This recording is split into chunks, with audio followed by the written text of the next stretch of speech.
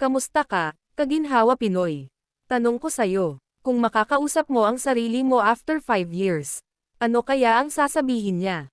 Magpapasalamat ba siya? O magtatanong, bakit sinayang mo na naman ang isang taon? Minsan hindi natin napapansin. Ang bilis ng panahon. Isang taon na naman ang lumipas. Pareho pa rin ba ang sitwasyon mo? O may na-improve ka? The painful truth, masakit man aminin. Maraming Pilipino ang stuck. Same trabaho, same utang, same excuses, same pangarap, pero walang galaw. Hindi dahil tamad tayo, kundi dahil komportable tayo sa routine. At umaasa tayo na balang araw, magbabago ang lahat, pero ang totoo, walang magbabago kung wala kang babaguhin. Future self-visualization. Isipin mo ito, future version mo, mas mature, mas experienced. Tinitingnan ka niya ngayon, nakikita niya ang oras na ginugugol mo sa social media. Perang ginagastos sa walang plano.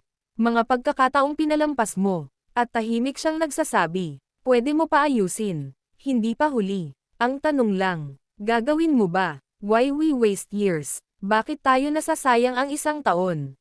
Dahil sa procrastination. Dahil sa takot magsimula. Dahil naghihintay tayo ng motivation. Pero tandaan mo, motivation is temporary. Discipline is life-changing. Hindi mo kailangan maging perfect. Kailangan mo lang maging consistent. Isang oras kada araw para matuto. Isang maliit na ipon kada sweldo. Isang healthy habit kada linggo. Maliit, oo. Pero pag pinagsama-sama, malaki ang epekto. Para sa mga OFW at breadwinner. Kung OFW ka, alam kong hindi madali. Pagod ka, homesick ka, may pressure ka sa pamilya.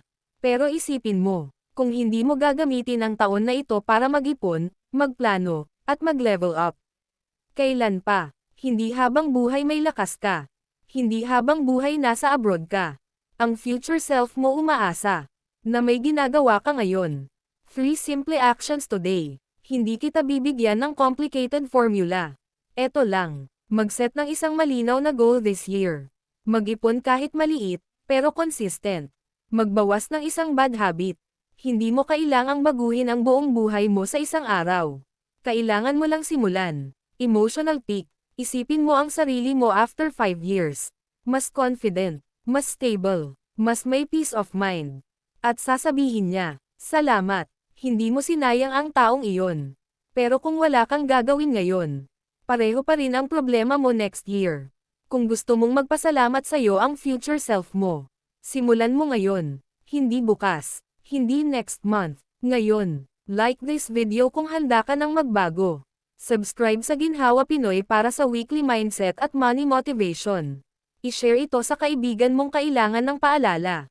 Tandaan mo, ang isang taon ay pwedeng maging ordinaryo o maging turning point ng buhay mo. Nasa iyo ang desisyon. Hanggang sa susunod, ito ang Ginhawa Pinoy para sa mas maayos na pera, isip, at buhay.